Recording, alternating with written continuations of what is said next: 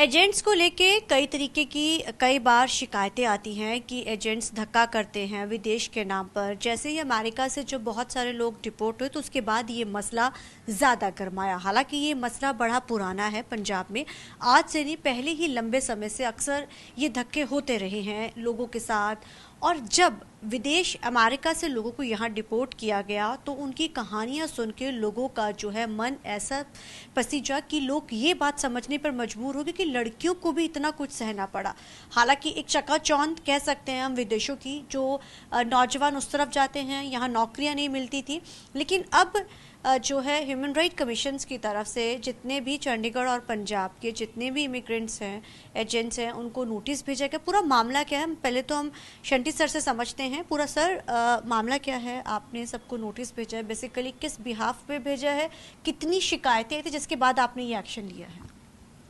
Punjab state ਅਤੇ Chandigarh human right commission के पास जिस भी सब्जेक्ट पे कंप्लेंट आती है और हमें लगता है कि वाकई में ये धोखाधड़ी हुई है और उनके साथ जाती है तो हम कॉग्निजेंस लेते हैं।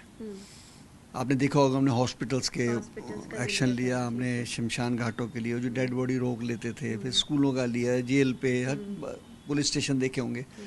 लेकिन ये मामला जो मैं देख रहा हूँ कि मेरे पास वैसे तो 30-35 लेटर आ चुके हैं, लेकिन 10-12 में से जिनसे मेरी बात हुई है, जैसे एक मलेरकोटला से बहन जी आए कि हमारे से 30 लाख रुपए ले लिया एजेंट ने, और खाली पैसे नहीं ले लिए, उन्होंने उनको एक इमिग्रेशन पकड़ा दिया कि आपका इमिग्रेशन आ गया है, चेक कराया तो पता लगा जाली है, वीज़ा आ गया, चेक कराया तो पता लगा जाली है।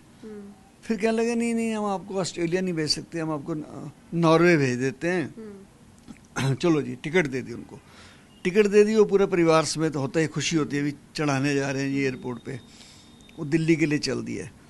जब वो दिल्ली के पास पहुँचने लगते फ़ोन आया था कि वो ना वहाँ से मना हो गया, अभी मत जाना, कोई टेक्निकल प्रॉब्लम आ गई, आप अभी वापस आ जाओ। फिर वापस आ गए, धक्के खाते रहे, ना पैसे वापस मिले, ना टिकट मिली, ना जॉब मिली, और ना उनकी आज तक कंप्लेंट दर्ज हुई। और बहुत बड़ी बात है कि जहाँ वो कंप्लेंट दर्ज कराने जाते हैं, अधिकारी कहते हैं आप बैठ के फैसला कर लो। अब हमने जो लेटर लिखा है Punjab state human right commission ने ऑल डीसीज को लिखा है, एजेंटों को नहीं लिखा हमने डीसीज जितने भी हैं, 23 हमारे हैं, चंडीगढ़ हो गया 24, कि हमें जानकारी दीजिए कि आपके हर डिस्ट्रिक्ट में कितने लोग रजिस्टर्ड हैं। नंबर 1 लोग मीन्स एजेंसियाँ जो अथोराइज तरीके से एजेंट है। आपको बता दूं कि मैं किसी ने एजेंट बनना है तो उसकी क्वालिफिकेशन, उसकी गारंटी ली जाती है, बकायदा बैंक गारंटी ली जाती है कि कल को कोई फ्रॉड हो गया या लोगों के पैसे रुक गए तो कौन देगा। ठीक हो गया जी। लोगों ने क्या किया कि एक एजेंसी ली, जैसे जलंधर में, लुधियाना भी खोल दिया, अमृतसर भी खोल दी, चंडीगढ़, आपने देखा चंडीगढ़ हब बना हुआ है इस समय। बिल्कुल जी सर। मैं देखता हूँ चंडीगढ़ में 34 में और 17 में भरे पड़े हैं एजेंट, जगह जगह वीज़ा लगवा लो जी, इमिग्रेशन लगा लो जी, नौकरी ले लो जी। As per the act Punjab government 2012 का जो ह्यूमन स्मगलिंग प्रिवेंशन एक्ट बना, वो ये कहता है कि अगर कोई व्यक्ति झूठ बोल के किसी को कि तेरे को नौकरी दिला दूंगा या वीज़ा दिला दूंगा या इमिग्रेशन दिला दूंगा और पैसे ले लेता है और वो उस पर खरा नहीं उतरता, तो 2 साल से लेकर 7 साल तक की उसको जेल है, नॉन बिलेबल है, उसमें कॉग्निजेंस लिया जा सकता है। तो फिर क्यों ना FIR हो उनके खिलाफ। कि मैं देखता हूँ, मेरे पास भी एक जगराओं का केस आया है कि उन्होंने अपना प्लॉट बेच दिया, प्लॉट मीन्स खेत बेच दिए, ट्रैक्टर बेच दिए, मोटरसाइकिल बेच दिए, गहने बेच दिए कि बेटे को बाहर भेज दें। अब बच्चे जब जिद करते हैं, माँ बाप कहते हैं चलो एडजस्ट हो जाएंगे। अब उन्होंने क्या करा जी, धक्के खिलाए। आज 1.5 साल हो गया है, ना उनकी FIR हुई है, ना उनके 30 लाख रुपये वापस मिले हैं, और ना वो दुकान बंद हुई है, दुकान भी खुली हुई है बड़ी मजा, अभी भी लोग लुट रहे हैं वहाँ पे। तो इन सारी चीज़ों का हमने जो ब्यौरा मांगा है, जैसे ही ब्यौरा आ जाए, इसमें एक बात और लिखी है हमने कि एजेंट जो बना है, जो अथोराइज है, उन्होंने अभी तक कितने लोगों को भेजा है उसकी लिस्ट भी चाहिए हमें, ताकि हम पूछे तो सही, या इस एजेंट के ऊपर कोई केस बना हुआ है क्या।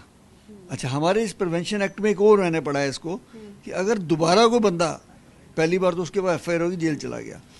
दोबारा कोई बंदा अगर इस केस में फिर इन्वॉल्व पकड़ा जाता है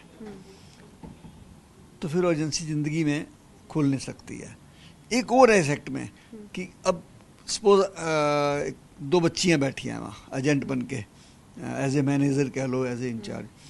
वो कहती हैं हमें तो पता ही नहीं, मालिकों को पता है, तो मालिक तो हमारे फलानी जगह रहते हैं, वो रहते हैं। नहीं, एक्ट ये कहता है कि जो वहाँ पे बैठा है, चाहे वो मैनेजर है, चाहे क्लर्क है, चाहे मालिक है, चाहे डायरेक्टर है, सारे अरेस्ट होंगे। रिस्पॉन्सिबल सभी हैं। यस, ये मैं नहीं कह रहा, ये एक्ट बोल रहा है, 2012 का एक्ट है ये।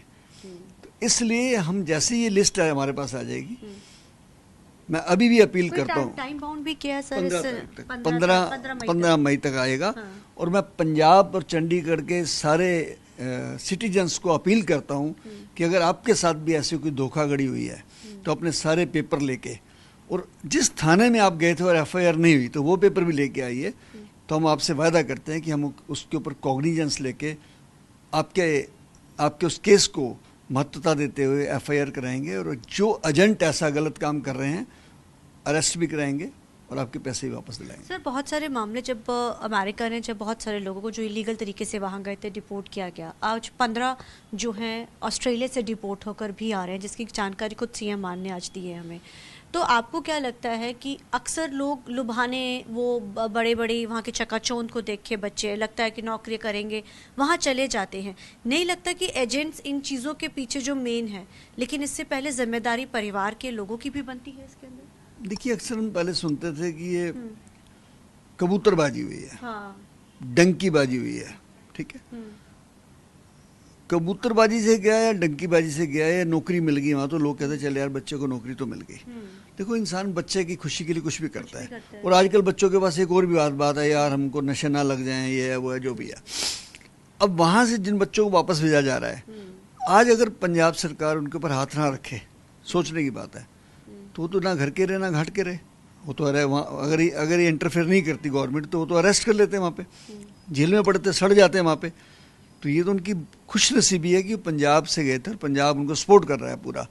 बट ऐसे लाखों लोग जो गए हुए हैं, और मैं पंजाब की ही बात करूँ तो हज़ारों लोग ऐसे हैं जो लुट गए हैं, गए नहीं आज तक।